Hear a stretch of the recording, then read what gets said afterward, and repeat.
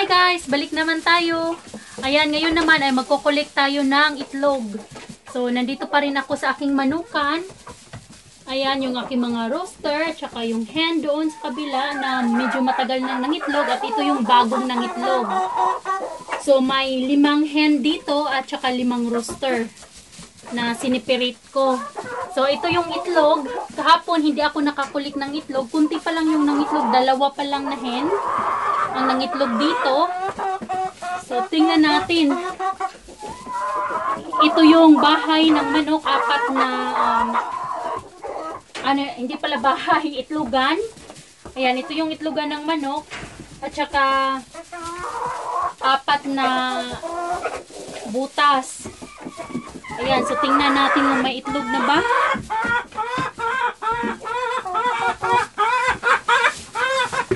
Oh, nag-aagawan yung aking mga manok. So dito sa kabila, meron akong nakitang 2 sa pinakauna. Kasi kahapon wala akong nakulik na itlog, so 2 na siya.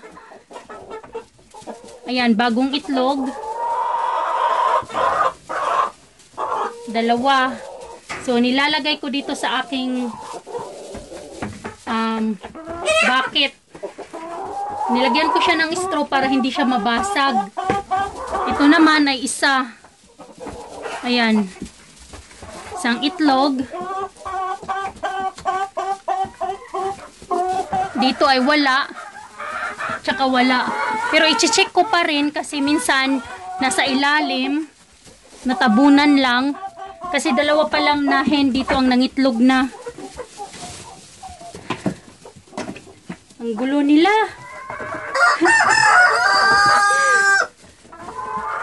Ayan.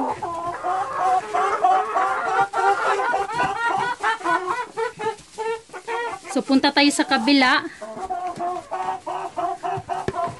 ng aking manukan. At dito ay may 3 hen na medyo matagal nang nangitlog. At meron akong nakitang isa dito.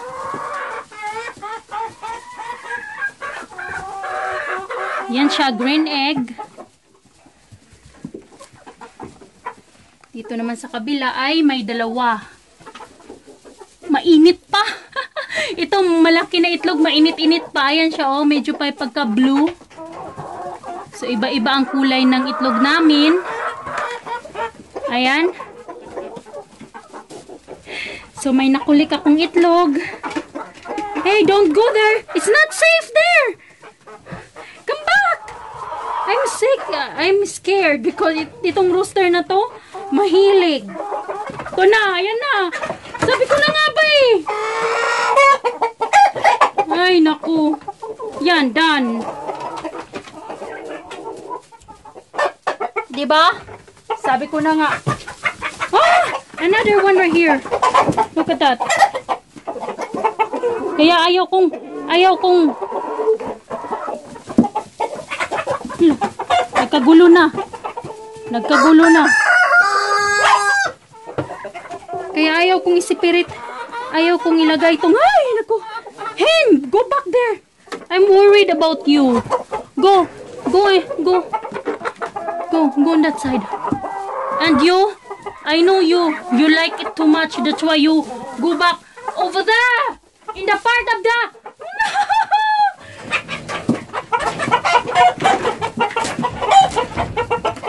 Hindi ko na makontrol. Hello? No! Pasensya na guys. Nagkagulo ang aking mga manok. Kaya sinabi ko sa inyo na sinipirit ko sila yung mga rooster na sobrang mahilig. Kasi kawawa yung aking hen. Yan. Yan, okay na. Naano ko na sila na hiwalay ulit. Kasi gusto talaga itong pumasok. Yung mga rooster ko na ito, gustong pumasok dito kasi merong mga hen dito. Pero sinipirit ko kasi sila, yung rooster na hindi gaanong, 2 lang ang mahilig dito talaga. Yung 3 na rooster ay ano pa, yung anong tawag niyan, yung hindi pa gaanong marunong. Yung pang teenager pa lang, 2 rooster lang ang mahilig. Kaya 2 lang nilagay ko dito na mahilig sa bakbakan at saka 3 rooster na hindi pa siya ready. Ito lang oh, yung mahilig sa bakbakan. Ayan. At saka, sana yung isa. Hala, yung isa nandun. Saglit lang, kunin ko. Hala, kawawa itong isa. Ito. Ito yung high, very high end. Ayan, come here. Come back here, rooster. Kunin ko siya. Ito na. Yan yun. Yun, kukunin ko. Dali, come on, rooster. Come this way. Kukunin ko muna, guys.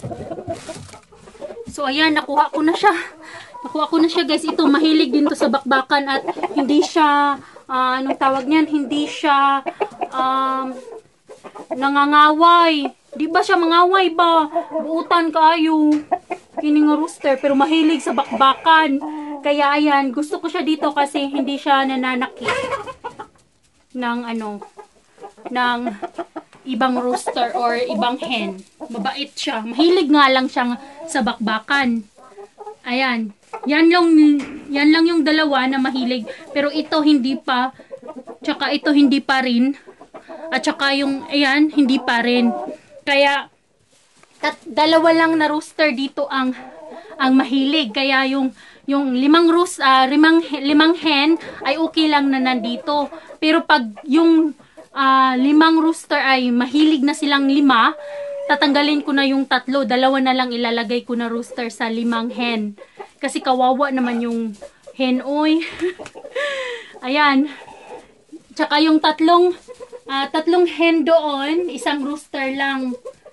Kasi sabi ng asawa ko, isa okay na lang daw. So, kahapon, ayun, naging adobo. Masarap. Naging adobo yung 1 rooster. Kasi sobrang dami ng rooster namin. Kailangan na naming, pag gusto namin ng ulam na manok, kukuha lang kami dito. Kasi malaki na sila. About 1 kilo na ang weight. Kaya, ayan. Yan lang ang aking buhay-buhay dito. Masaya. Nangungulik ng itlog. Sana yung itlog ko. Nagkagulo kasi kanina. Tinago ko dito sa safety na, dito sa gilid. Ayan. So, ito. Ito yung itlog. Ang saya ko. Ayan.